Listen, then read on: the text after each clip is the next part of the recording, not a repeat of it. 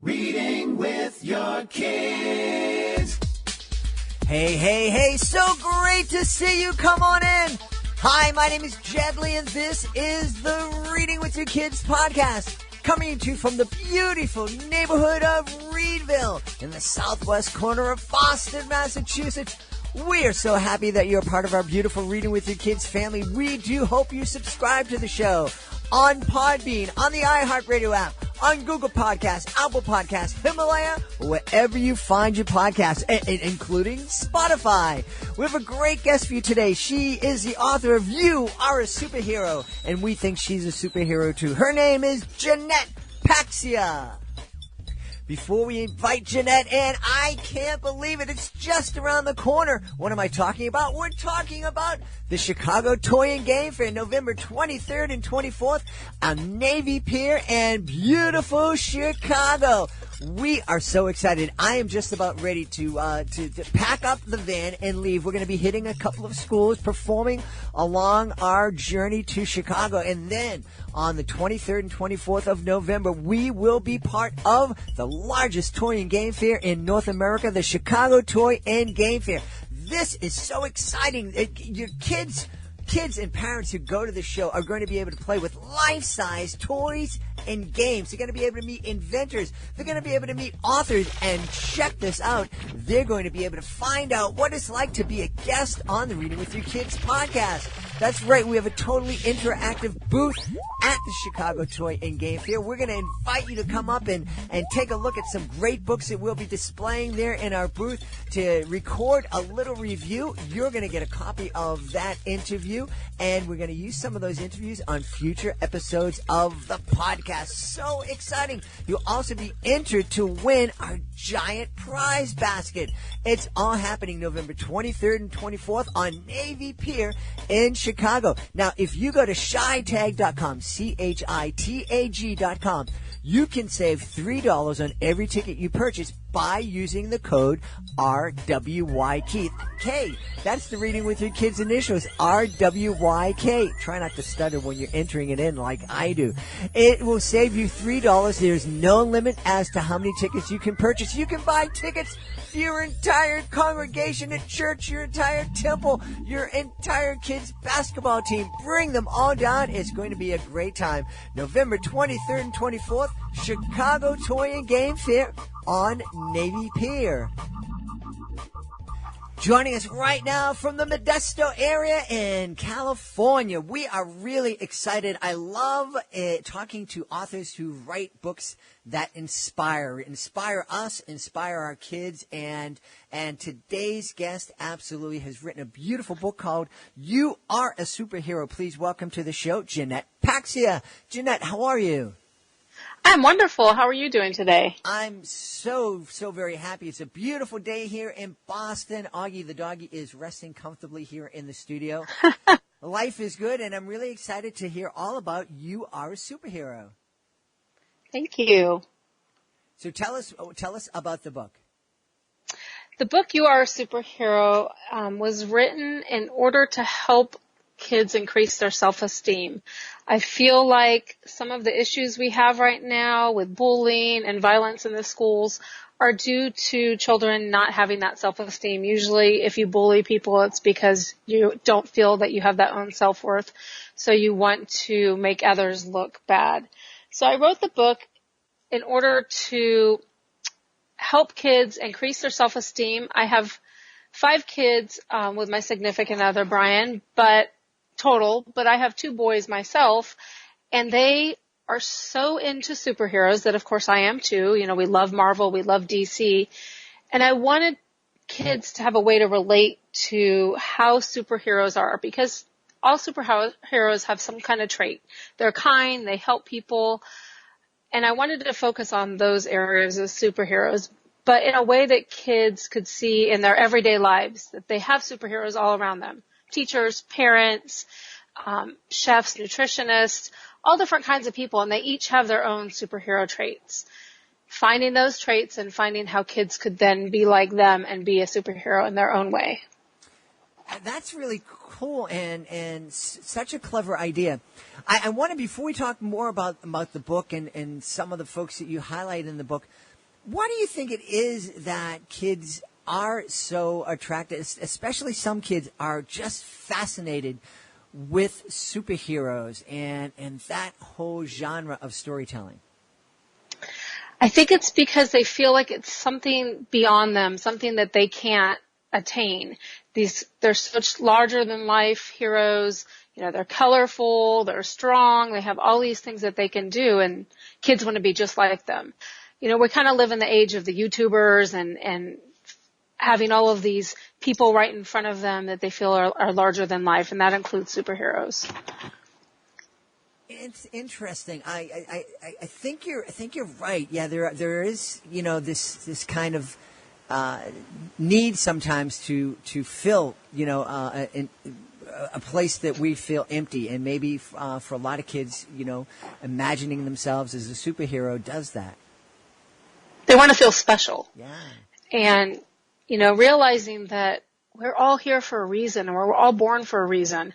And finding that reason and aligning it in your life, you are special. Every one of us is special. But what is that about you that you can learn why you're special so that you can feel that and have that self-confidence?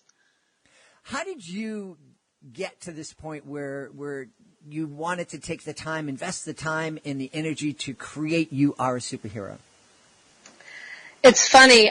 Ever since I was little, I've always wanted to help people, but I've always wanted to write. And ironically, the first person that inspired me was Jack Canfield, and he wrote, you know, he was co-author of Chicken Soup for the Soul, and I had read Chicken Soup for the Teen Soul, and I knew I wanted to somehow be a part of that. Well, all these years later, I've been trained by Jack Canfield. I'm one of his trainers and coaches. You know, I certified through him. So I motivationally speak and I write, and he had this great self-esteem program for kids, and I realized that, you know, let's start with the kids. They're born excited, they have all this energy, and we take some of this away from them as, you know, we grow up telling them you can't do this and you can't do that. I wanted to give that back to them so that it's not, we didn't have to wait till they're adults to change their mindset back to a positive one. So I started out wanting to write by being inspired by somebody I ended up getting certified by. So Jack Canfield's been a huge inspiration in my life. Wonderful.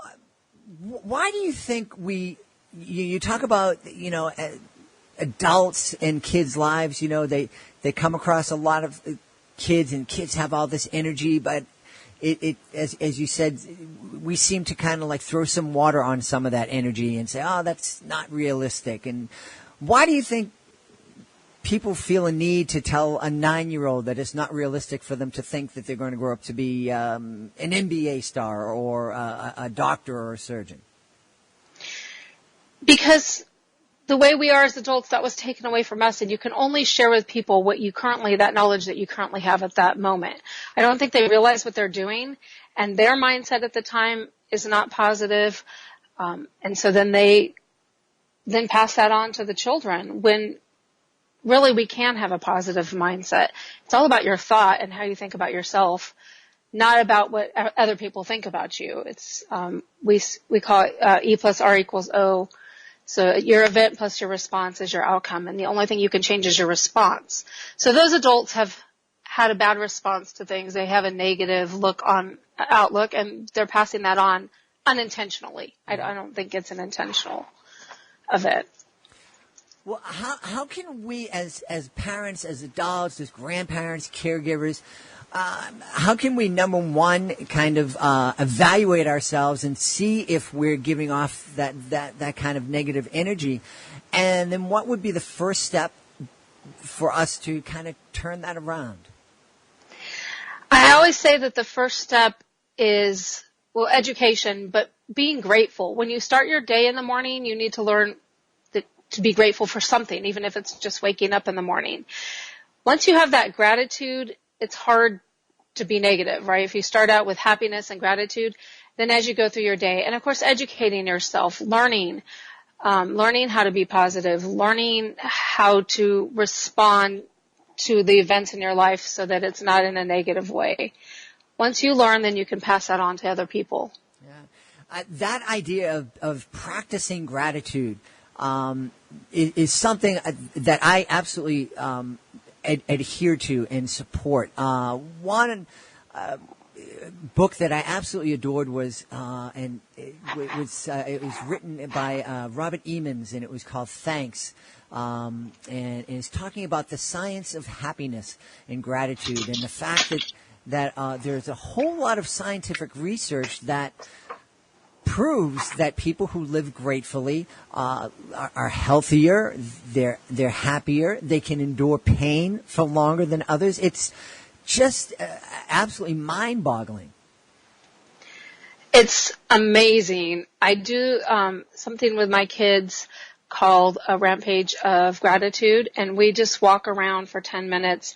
And this is something that Jack taught me also that I believe came from Esther Hicks. But it's walking around and just being grateful for every single thing you see, touch, feel.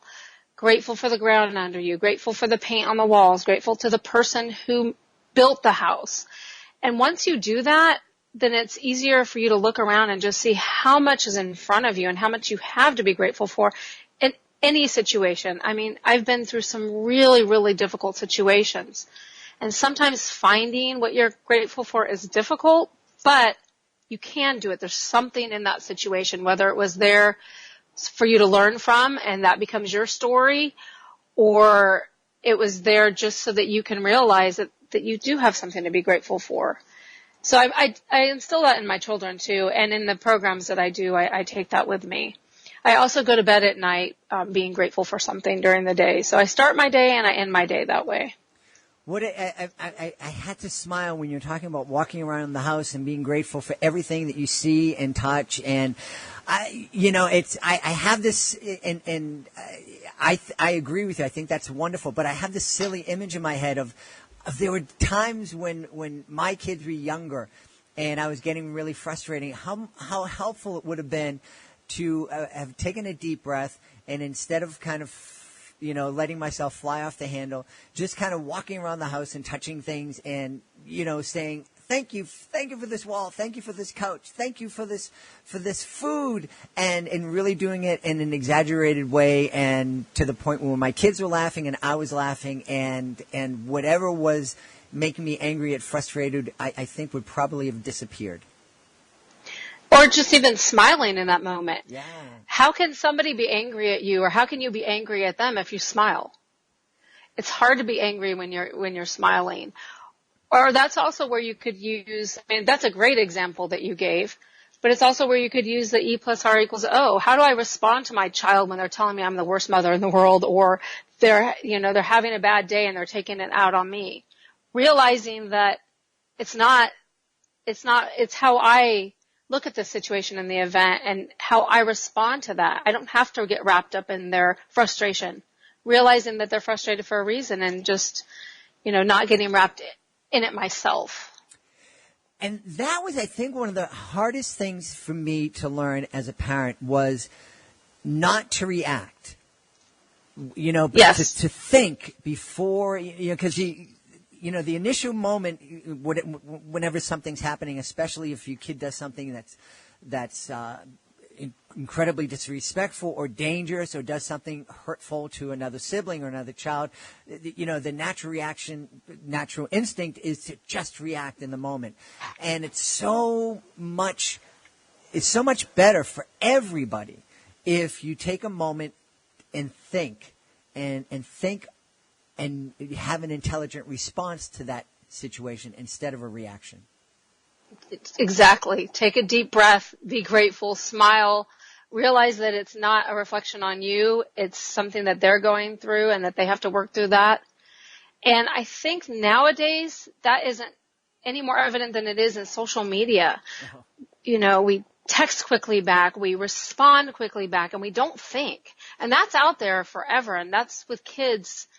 That's what they've grown up with now. So even using this in response to social media and how you post and what you say and how you respond to people, mm-hmm. or that quick text that you send, mm-hmm. is stopping and thinking and reflecting. Just give yourself a second. Take the breath and think before you react. Yeah, you're absolutely right. I'm pretty good at that. I'm pretty good at thinking before I react and respond to, social media. I don't respond to any nonsense on social media. I just But in terms of text, I do absolutely take some time. The thing that I don't do is I don't proofread my text. So there's an awful lot. Oftentimes I'll have people write back to me, what do you mean, take a left fork? There's no left turn. I'm sorry. It's autocorrect and craziness stuff. Hey, Or Surrey. Surrey says it wrong. Yeah. Yeah. We talked about gratefulness and being grateful and living gratefully and thinking and, responding intelligently instead of reacting. What about your book? You are a superhero. I think a lot of that is, it's about helping kids, as you said, improve their self-esteem and understand that they are special. One of the things that I find helps kids is when they have a goal, when they have a dream. How can we encourage our kids to dream and to start thinking about what it is they want to do with their superpowers? I do. I have some programs I work with through schools. I have a conference program. I have a program where I dress as Wonder Woman and teach them about bullies and self-esteem and goals. But I also do vision boards with them. So when you create a vision board and you start putting into picture what your goals are and what you want to do, and you see those goals being achieved, it brings amazing power to you. I did this with my 10-year-old. And he had drawn on his vision board, and I said, are you sure you don't want to, draw on a piece of paper and put it on there? He said, no, I'll just draw on the vision board. Well, everything came true that he drew. And so now we had to then, cover it up with papers for the next goals. But getting them to learn how to set SMART goals, specific, measurable, attainable, relevant, timely. And then how do you reach those goals? You can create a vision board, and then you take small steps towards those goals. For example, if you want to play football and you want to have so many touchdowns, I'm not a big sports person, but have so many touchdowns during a game. So how do you do that? Well, maybe you have to practice 30 minutes a day and, start with one, and those little steps to get there so that the goal doesn't seem so overwhelming. Mm-hmm.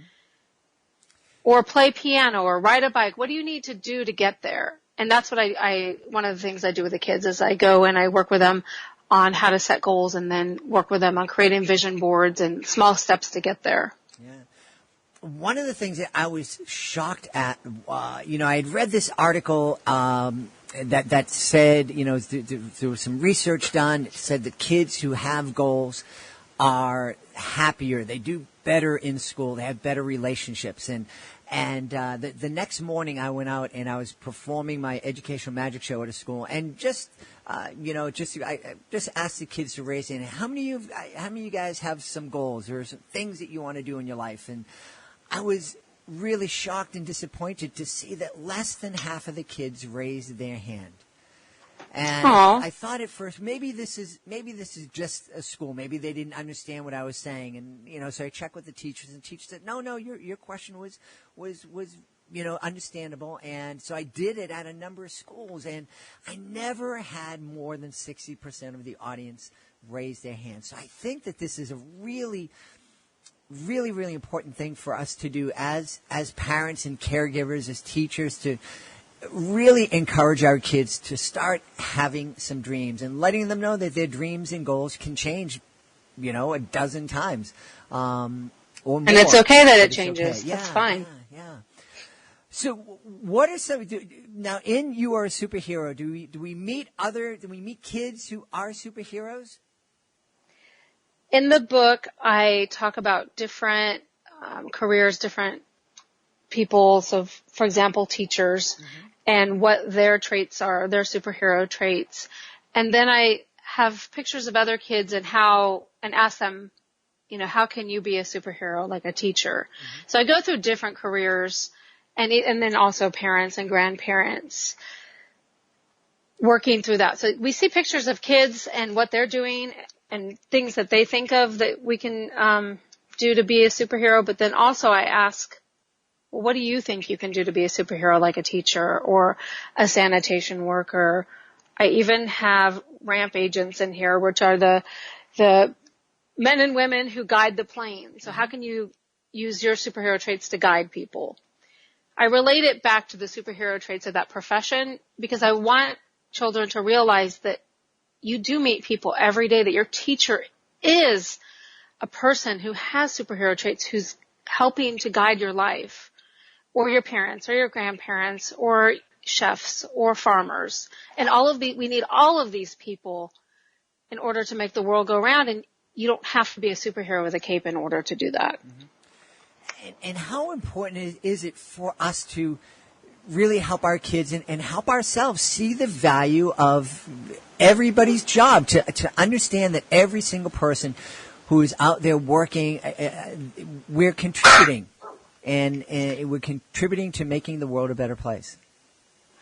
I think that goes back to gratitude. Mm-hmm. That goes back to being grateful for your teachers, being grateful for the sanitation workers who take your trash out, and so that the world isn't filled with trash. Mm-hmm. So it kind of circles back to gratitude. Yeah. I'm sorry, I have. Now we're grateful for our furry friends. My trusty doggy Augie is here, watching my back, making sure that I'm safe.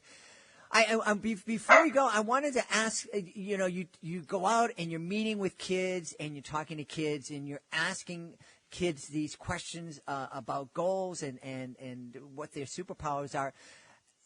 I imagine that there must have been some answers that kids gave that either was really funny or inspired you. Can you remember any of those and share them with us? Well, one of the things that's inspired me the most is after I perform my superhero program with Wonder Woman costume and everything on, I go through and I ask the kids what they've learned or what they can remember. And this one little girl looked up at me, and you could tell she didn't have a lot of confidence, and she was really shy, and she said, I am never going to let anybody bully me. I am an important person, and it's what I think that matters.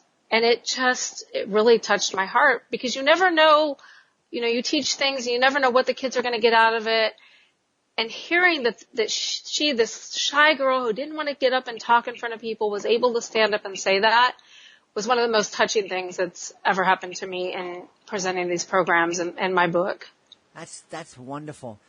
Well, I know folks are going to want to connect with you, and you have a couple of great websites. Why don't you take a minute to tell us about both of those sites? Sure. PaxCoach.com is my coaching site, because I not only work with children, I work with adults. So I perform for children. I have self-esteem workshops. I have the confidence building, and then I also work with teachers in teaching them how to teach the children self-confidence skills. But I also work with companies. I'll come into a company and help team building. I have a program starting even with pregnancy called Mind Over Labor, working with the families that are pregnant. And then I have youaresuperhero.net, which is my website for my book, and we're going to be adding there different activities you can do with your children. That's in the works right now. That's really cool. I love, too, that you mentioned, when you're talking about coaching for pregnancy, you talked about coaching the family. And that really is a family event. It is definitely a family event. And it's important to not only speak to the mom, but the father, and if there's kids. And so working with the whole family. Yeah, I have to be honest. I tried really hard to be supportive, and I think I was pretty supportive of my wife, especially during our first pregnancy. But I did get thrown out of Lamar's class for making too many jokes.